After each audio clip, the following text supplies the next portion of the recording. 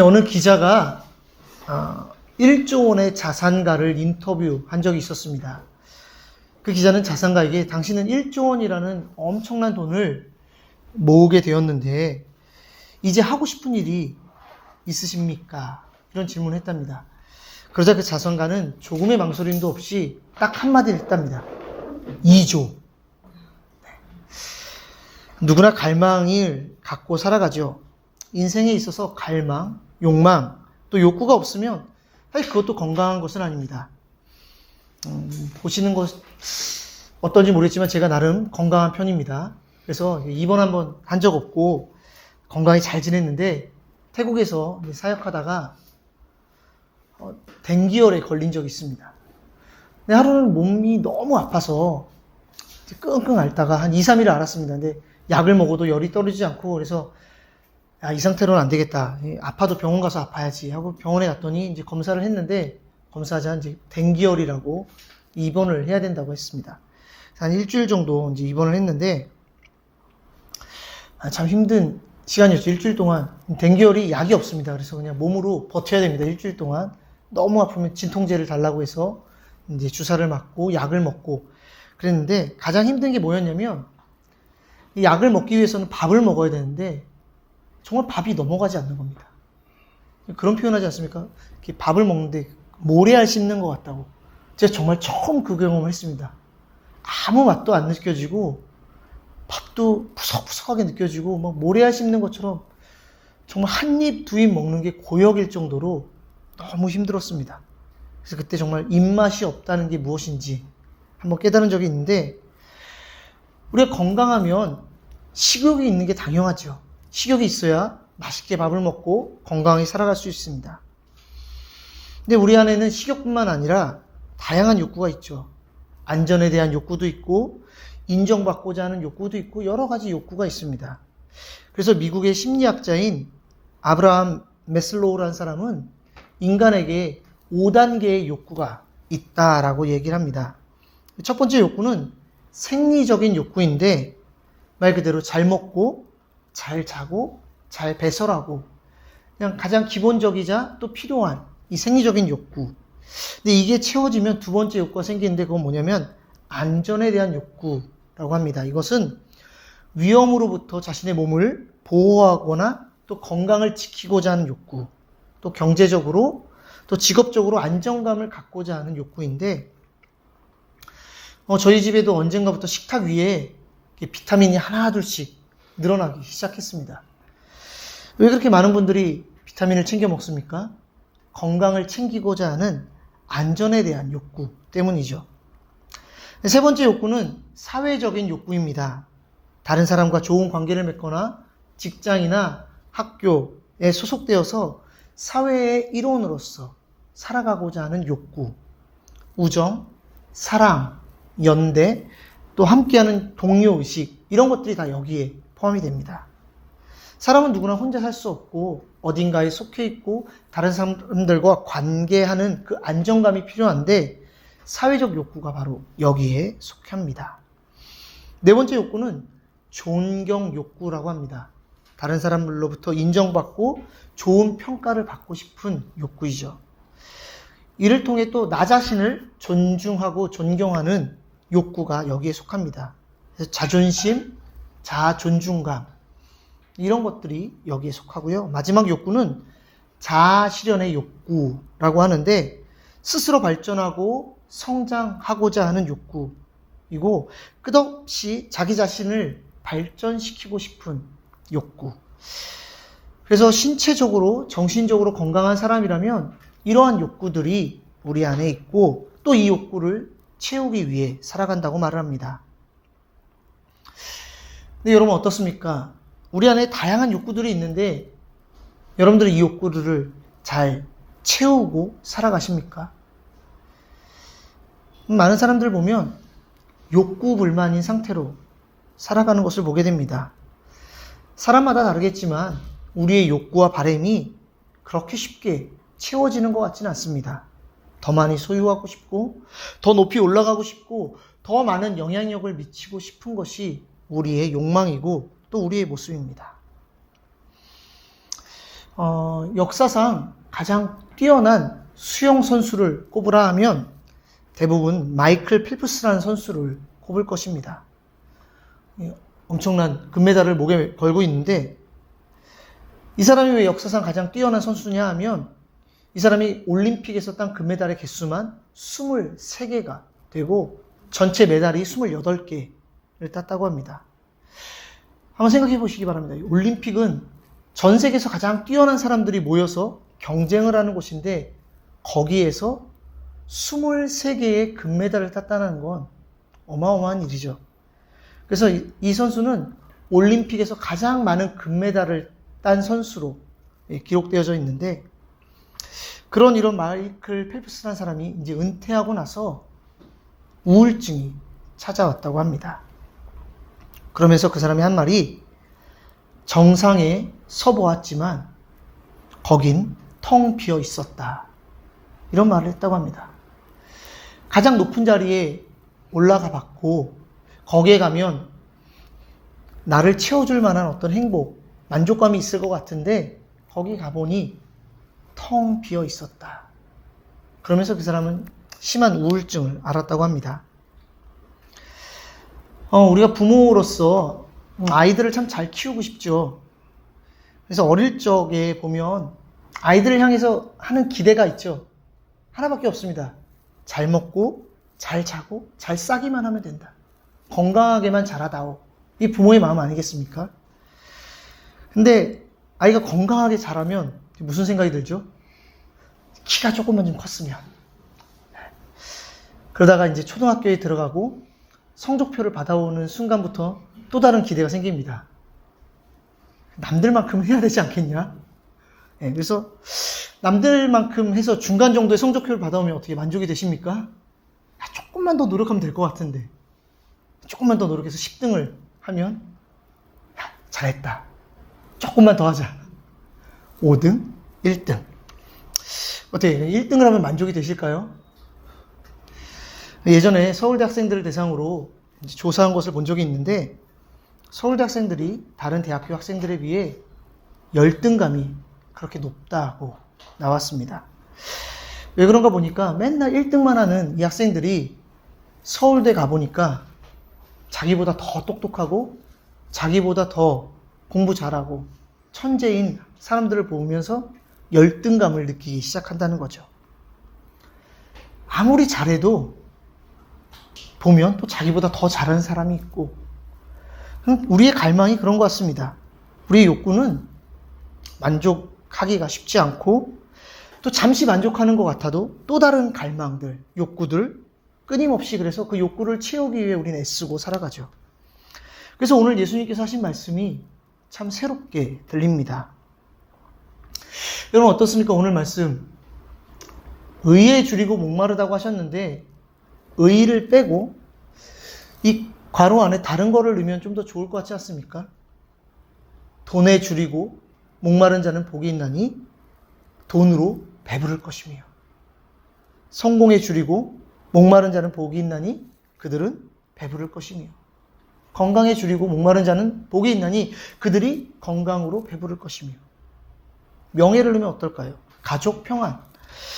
어쩌면 우리는 의가 아니라 돈이나 성공, 명예 다른 것들을 좀 집어넣으면 좋을 것 같습니다. 또 그것이 진짜 축복이라고 여길지도 모르겠습니다. 그런데 예수님께서는 오늘 우리에게 다른 갈망이나 욕망이 아니라 하나님의 의를 구하는 것이 축복이다 말씀하십니다. 예수님께서 말씀하신 의는 무엇일까요? 이 의는 헬라어로 디아이오시네라는 단어인데 정의, 공의를 뜻하는 단어입니다. 근데 이 단어를 당시 아리스토텔레스 철학자들은 마땅함이라는 의미로 사용했다고 합니다. 정의라는 것은 마땅함이다. 무슨 의미냐면 마땅히 줄 것을 주고 또 마땅히 받을 것을 받는 이것이 정의로운 상태라는 것이죠. 어떤 돈을 줬으면 그에 합당한 물건을 받는 것이 마땅하다. 이것이 정의다라고 했고, 플라톤 철학자들은 조금 다르게 해석했는데, 이 디카이오시네라는 공평, 또 조화, 균형으로 해석했다고 합니다. 그래서 한쪽으로 기울어지지 않은 이 저울의 상태, 공평한 상태가 바로 디카이오신의 정의다라고 해석을 했습니다. 이렇게 보면 이 정의에는 어떤 기준이 필요한 것 같습니다. 근데 문제는 서로가 생각하는 기준이 다르다는 것이죠. 그래서 정의와 공의가 올바르게 판단되기가 쉽지가 않습니다. 쉽게 말해서 나에게 정의롭고 공의로운 일이 다른 누군가에게는 불의한 일이라고 생각될 수 있고, 반대로 나는 그게 불의하다라고 말하지만 그 누군가는 아니야, 이거 되게 정의로운 일이야 라고 판단할 수 있다는 것이죠. 노사 갈등이 많이 일어나는데 그 근본적인 이유가 무엇입니까? 회사 측은 직원들에게 충분한 월급과 대우를 해줬다고 생각하는데, 직원들은 나는 정당한 대우를 받지 못했어 라고 말하는 것이죠. 공의가 일어나지 않은 것이죠. 이게 바로 세상의 의입니다. 그래서 무엇이 정의인지 공의인지 사람들은 쉽게 판단하기가 어렵죠. 한동안 한국에서도 마이클 샌델 교수의 정의는 무엇인가 라는 책이 아주 선풍적인 인기를 끌었습니다. 이 책의 내용을 다 말할 수 없지만 간단하게 요약하면, 이 마이클 샌델 교수는 정의라는 것을 단순히 법과 결과에 따른 어떤 판단이 아니라 무엇이 좋은 삶인가, 이 도덕적인 질문을 공동체 안에서 많은 사람들이 함께 고민하는 과정 가운데 나온다라고 이야기를 하죠. 결국 공동체가 좋은 삶에 대한 기준을 만들어 가야 하는데, 문제는 공동체의 합의를 이끌어내기가 너무 어렵다는 것이죠. 왜 그렇습니까? 기준이 없기 때문에. 서로 기준이 다르기 때문에. 이것이 세상의 의입니다. 어떤 기준이 있어야 되는데 그 기준을 판별하기가 너무 쉽지 않은. 그러나 예수님께서 말씀하신 의는 그 기준이 아주 명확합니다. 바로 하나님이십니다.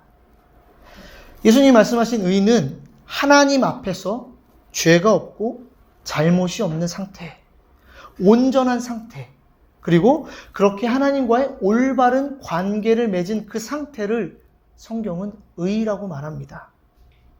아주 분명한 기준이 있죠. 그래서 오늘 예수님은 이 의에 대한 갈망을 말씀하시는데, 이것은 크게 두 가지로 좀 구분해서 생각할 수 있습니다. 하나는 의롭게 되고자 하는 갈망이 있고, 또 하나는 의롭게 살고자 하는 갈망. 이렇게 두 가지로 우리가 말할 수 있습니다. 의롭게 되고자 하는 이 갈망은 하나님으로부터 의롭다 칭함을 받는 칭의에 대한 문제이고, 의롭게 살고자 하는 갈망은 구원받은 성도, 하나님으로부터 의롭다함을 받은 구원받은 성도가 하나님의 말씀대로 의롭게 살고자 하는 성화에 대한 갈망입니다. 그래서 이 의는 칭의와 성화, 이 두 가지를 함께 아우르고 있는데, 함께 오늘 좀 이 말씀을 좀 나누고 싶습니다. 먼저 하나님 앞에서 의롭게 되고자 하는 이 갈망에 대해서 좀 이야기하고 싶습니다. 예수님은 하나님 앞에 의롭게 되고자 하는 갈망을 가진 자가 복이 있다 라고 말하는데, 왜냐하면 이 갈망은 우리를 회개의 자리로 이끌기 때문입니다. 여러분 어떻습니까? 우리가 다 그리스도인이라면 누구나 다 의롭게 살고자 하는 욕망이 있죠. 하나님, 제가 하나님 앞에서 거룩하게 살고 싶습니다. 똑바로 살고 싶습니다. 다 누구나 그런 마음이 있는데 어떻습니까? 여러분의 지난 한 주간은 어떠셨습니까? 하나님 앞에서 의로우셨습니까? 하나님이 우리의 기준인데 우리가 어떻게 감히 하나님 앞에서 의로울 수 있겠습니까? 우리는 그렇게 살 수 없음을 발견하게 되죠. 의에 갈망하면 갈망할수록 우리는 그렇게 될 수 없는 우리의 모습에 절망하게 됩니다. 잘하고 싶은데 그렇게 안 되는 우리의 죄성, 우리의 연약함에 우리는 직면하게 되죠. 그래서 사도 바울은 로마서에 분명하게 말하고 있죠. 의인은 없나니 하나도 없다. 이게 우리의 실체입니다. 그 누구도 하나님 앞에 의로울 수 없고 하나님 앞에서는 의인은 없다라는 것이죠.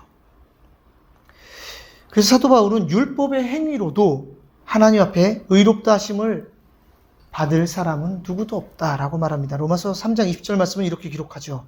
그러므로 율법의 행위로 그의 앞에 의롭다 하심을 얻을 육체가 없나니 율법으로는 죄를 깨달음이니라. 바리새인들은 자신의 그 율법 준수를 통해 다른 사람들보다 자신이 더 의롭다고 생각했던 사람들입니다. 그 유대교를 보면 율법을 613가지로 나누고 있는데 그 모세의 율법을 잘 분화해서 이것은 해라 라는 명령을 248가지로 나누었고 이것은 하지 말라 라는 율법을 365가지로 나누었다고 합니다. 그래서 이 바리새인들은 이 율법을 목숨처럼 여기면서 그걸 지키려고 부단히도 노력했던 사람들입니다. 그런데 예수님은 이 바리새인을 향해 뭐라고 말씀하셨냐면 너희는 겉으로는 사람들에게 옳게 보이되 너희의 내면은 외식과 불법이 가득하다. 항상 바리새인들을 보면 예수님 분노하시고 그들을 책망하셨습니다.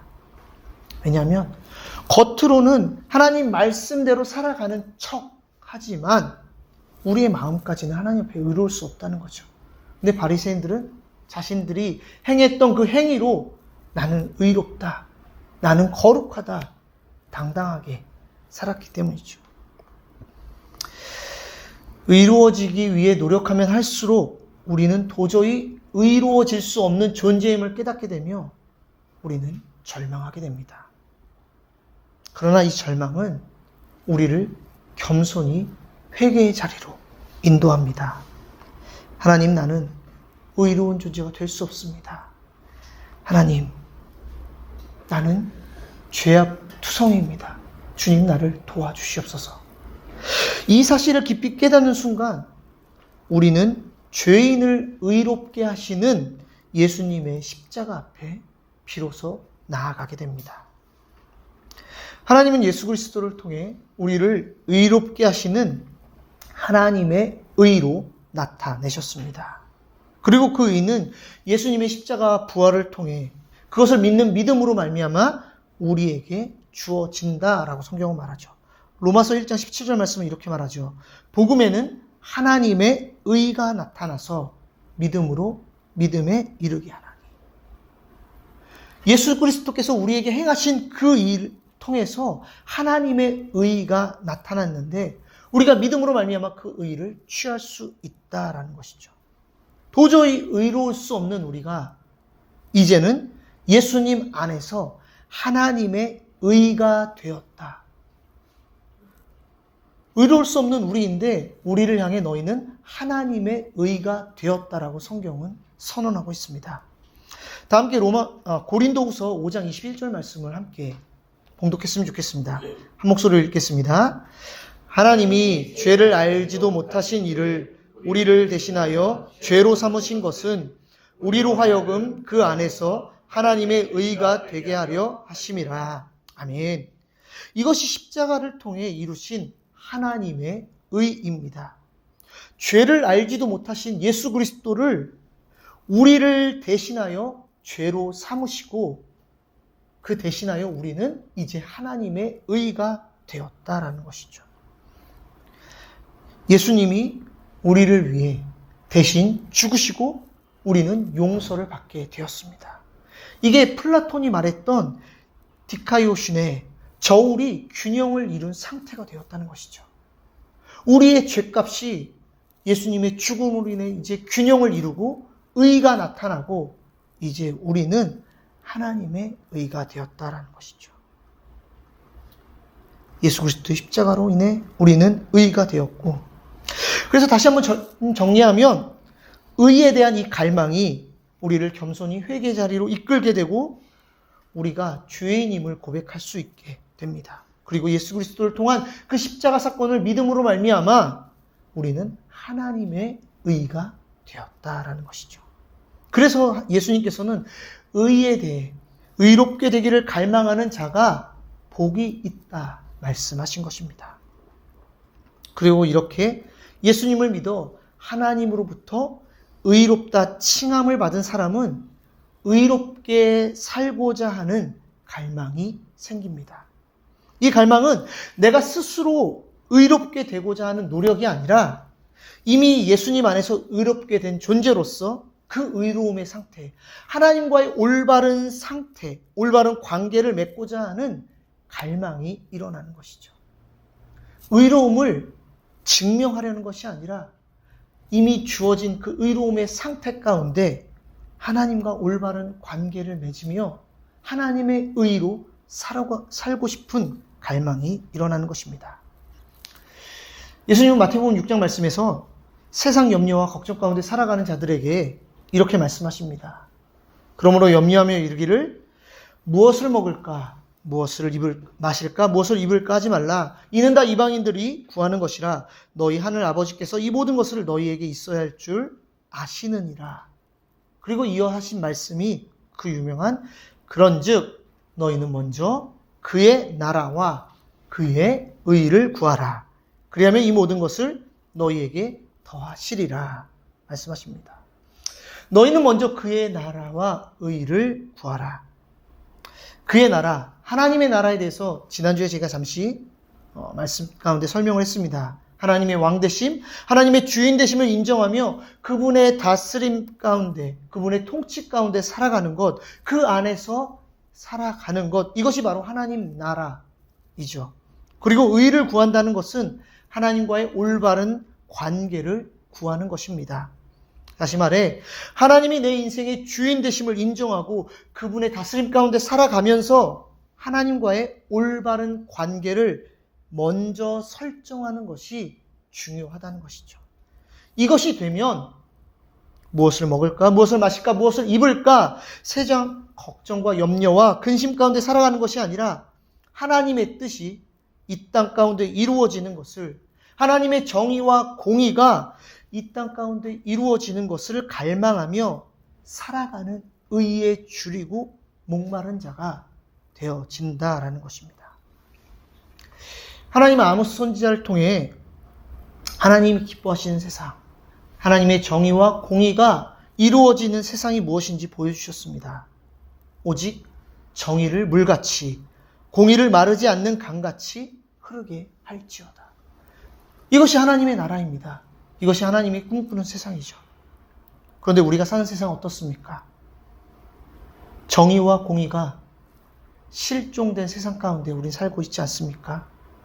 불의한 자가 득세하고 불법이 성행하고 있지는 않습니까? 이렇게 죄로 인해 깨어진 세상, 하나님의 뜻과 법이 작동하지 않는 이 불의한 세상을 바라보면서 외면하는 것이 아니라 안타까운 마음을 가지고 하나님의 의가 실현되며 하나님의 나라가 이 땅 가운데 임하기를 소망하는 자가 바로 의에 줄이고 목마른 자라는 것입니다. 그리고 예수님은 이런 자들이 하나님의 의를 경험하고 그 하나님의 의로 말미암아 배부르게 될 것을 약속하고 계십니다. 겨우 허기나 갈증을 해결하는 정도가 아니라 차고 넘치는 완전한 만족감으로 우리를 배부르게 하시겠다 약속하십니다. 그래서 우리가 주님을 더 사모하면 사모할수록, 그 하나님의 나라를 갈망하면 갈망할수록, 주님과의 온전한 관계를 소망하면 소망할수록 주님은 우리 영혼을 차고 넘치도록 해주시는 분이십니다. 오늘 말씀을 보면서 참 감사한 것은 의로운 자가 복이 있다 말씀하지 않으셨다는 것이죠. 의로운 자가 복이 있다고 하면 참 우리는 절망할 수밖에 없습니다. 근데 주님은 의에 줄이고 목마른 자가 복이 있다 말씀하십니다. 우리의 마음 가운데 그 의를 사모하는 마음, 그 중심과 방향성을 가지고 살아가는 자들이 복이 있다 주님은 말씀하십니다. 여러분, 오늘 우리는 무엇을 갈망하며 살아가고 있습니까? 우리의 목마름, 우리의 굶주림은 무엇을 향하고 있습니까? 예수님 안에서 의로운 존재가 된 우리는 하나님 나라 백성으로 이 세상 가운데 하나님의 그 의를 드러내며 살아가야 합니다.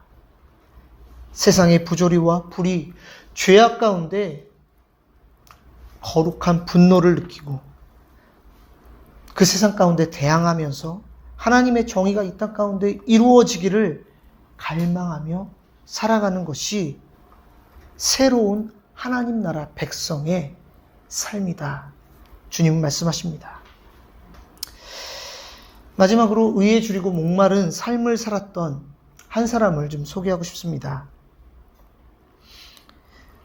20세기 독일의 젊은 신학자였던 디트리히 본헤퍼 목사님입니다. 이 본헤퍼 목사님이 살았던 그때는 히틀러가 권력을 잡고 독일 가운데 불의한 일들을 너무나도 많이 행했던 시대였습니다. 히틀러가 권력을 잡은 후에 만든 것 중에 하나가 독일 국가교회라는 조직을 만들었습니다. 이 교회를 만든 이유는 히틀러와 나치가 하는 일들, 특별히 유대인들을 배척하고 이 전 세계를 전쟁 가운데 몰아넣는 이 일을 오히려 하나님이 행하시는 일이라고 찬양하고 히틀러를 하나님의 보내신 사자, 하나님의 도구라고 여기도록 만들고 찬양하는 정치적인 도구로 교회를 변질시키기 위해 이 독일 국가교회를 만들었다고 합니다.